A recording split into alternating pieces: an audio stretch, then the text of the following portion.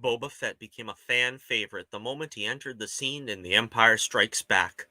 He was a man of mystery and violence, until Disney decided to change all that. Was it for the best?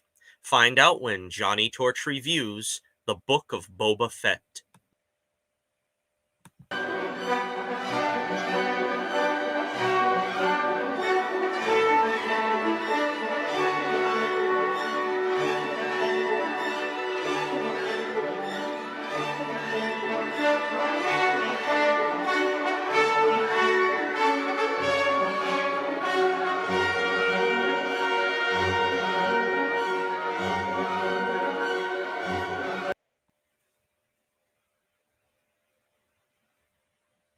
Now, I know this show has been the source of ridicule for some, well, most, and a source of enjoyment to others.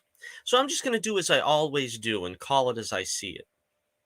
Every fan, I don't care who they are, wanted to see Boba Fett come back. Unlike other characters in the lore, Boba was a guy where it was believable that he might have survived his filmed fate in Return of the Jedi. After all, he's a walking arsenal with a jetpack. It's a no-brainer, right? Plus, it's really owed to us to get a better look at such an enigmatic character who got so very little to do in the previous 6 films. So, the elements were all there for a very compelling show, but that's not quite what we got.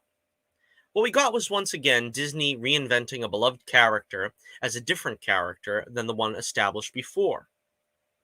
Gone is the cold, calculating bounty hunter whom Vader, of all people, had to warn not to go too far in disintegrating his prey. In his place, we find a Boba Fett who wants to be a benevolent ruler, picking up Jabba's crime organization. Now, one might say Boba is allowed to grow as a character, can't he? Look, we don't come to a Boba Fett show to see him get in touch with his feelings. We come to see him form a posse and install himself as the big shot of Tatooine. That's more or less what happens, but in the most dull and uninspired way possible.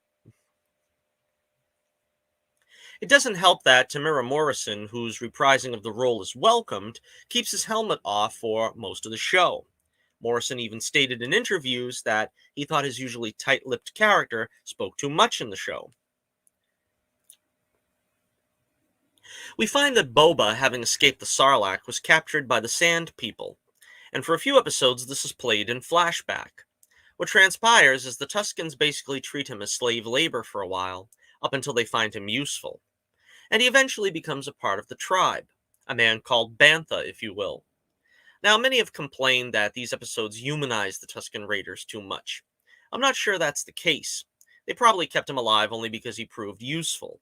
There's nothing to suggest they wouldn't have tortured him to death as they did Shmi, for example, if his life wasn't benefiting them. Whatever the case, trying to make the case that Boba becomes a changed man willing to live and let live because he spent some time among the Sand People is what is a bridge too far. Eventually, with his Sand People family killed, Boba goes back for his Slave One, which they never actually refer to, of course, as the Slave One, to exact revenge on the biker gang he believes is responsible. Then we see him as we left him in The Mandalorian, meeting Fennec Shand and getting her abdomen repaired. The partnership between Shand and Fett is a curious one. I don't really see what she gets from it. Boba just seems to be going along, keeping his head down. Is she grateful for his saving her life? Does she think he'll actually amount to more than just a local racketeer on a backwater dust planet?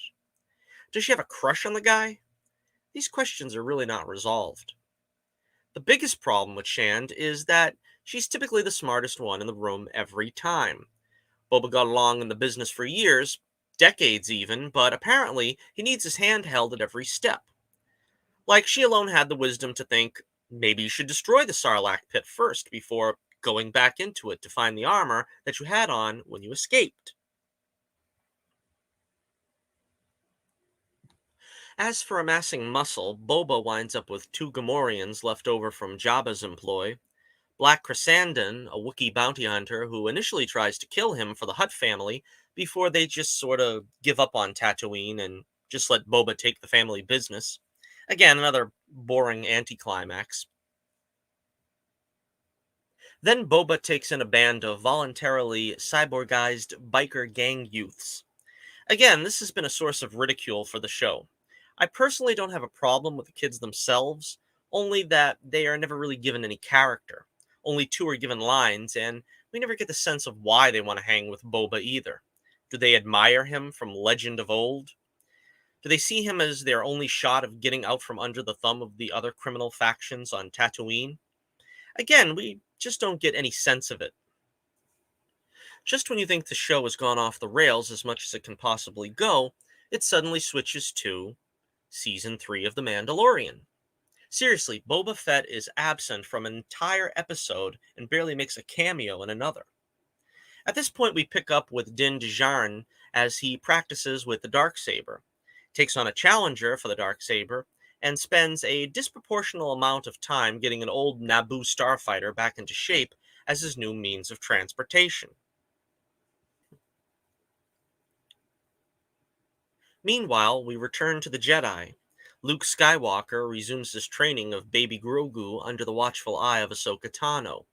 Say what you will, but the CGI is spot on of Mark Hamill. This really opens up the possibilities going forward, and not only in Star Wars either. I'll cut to the chase. Han Solo isn't in the show. Luke Skywalker is in a Boba Fett show, but Han Solo isn't. My only concern is they seem to have short, stilted dialogue when it comes to CGI Luke. I don't think they quite trust getting him too animated, so to speak, just yet anyway. Luke is building the new temple to apparently begin training students. A lot of speculation has been made on how or if this will tie into the sequel trilogy. It's best not to speculate now. Hopefully, by the time we get close to the sequel trilogy storylines, there'll actually be new management at Lucasfilm. The training scenes are fun, kind of an inversion of his training with Yoda. Anyway, Luke gives Grogu a choice: stay with him and learn the ways of the Force and become a Jedi, or go back with Mando as sort of the junior Sundance Kid to his Butch Cassidy. Not surprisingly, Grogu picks the latter. After all, he was one of the highlights of The Mandalorian, and at least as of this video, there's no Luke and his young Padawans show. A lot has been made of Luke offering Grogu the choice, and how that seems more old school Jedi code than what Luke himself seemed to adhere to in his own experience. I don't think this is conflicting. The Jedi were not wrong in their approach, but they were too rigid, too confident, or as Yoda said, too sure of themselves. And it's not like Luke was being overly rigid. I prefer to think he was merely trying to see if Grogu's heart was really in it. Well, cut back to the show proper, and Boba is gearing up to have a showdown with the Pike Syndicate, who's hired Cad Bane to dust Boba. Turns out the Pikes were the ones who exterminated Boba's Tusken family, so now he's after revenge. Supersized droidekas are sent out by the Pikes, and our heroes are pinned down. To make a long battle short, Mando shows up to help Boba, Grogu shows up to help Mando help Boba, and oh yeah, Boba totally has a pet Rancor trained for just such an occasion. I have to say, Boba riding a Rancor is cool as anything. But I remember saying it's the way I'd have introduced Luke in the sequel trilogy, having him lead his Jedi in battle riding a Rancor. Oh well. Eventually, it all comes down to a showdown in the street, Western style. Boba ends up killing Cad. Now, I don't really have anything against Boba killing Cad. Heck, it's probably only one of two scenes he gets to cut loose the way Boba would. But it falls flat to have Cad finally show up in live action and get killed like one episode later. They try and build up this rivalry between them, but having only watched Clone Wars once and maybe half of Rebels, I don't remember such a rivalry, nor am I willing to go back and figure it all out. In the end, the Pikes are all gathered together with their allies when a mysterious figure picks them all off, one at a time, cold, ruthlessly, and calculating. Could this be the return of the old Boba we all knew and... Yeehaw!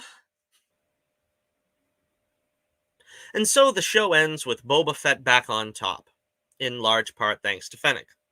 Mando goes off with Grogu to start their third season of their own show, and once again Disney Star Wars has managed to take a character that everyone loves and reinvent them into something nearly unrecognizable. The problem stems from the fact that this was essentially a show with two guys that look like Boba Fett, only the one who actually acts like Boba Fett isn't named Boba Fett.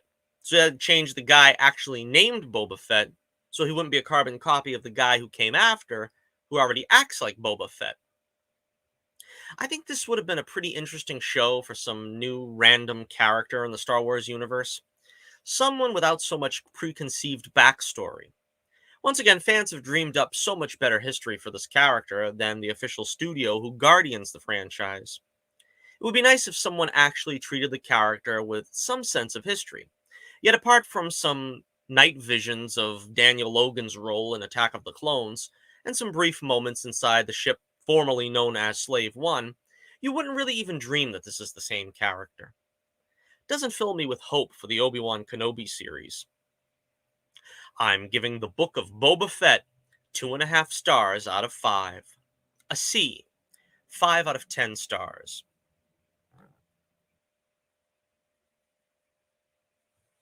Until next we meet, this is Johnny Torch reminding you once again, keep the flame burning brightly, and I'll be with you again real soon.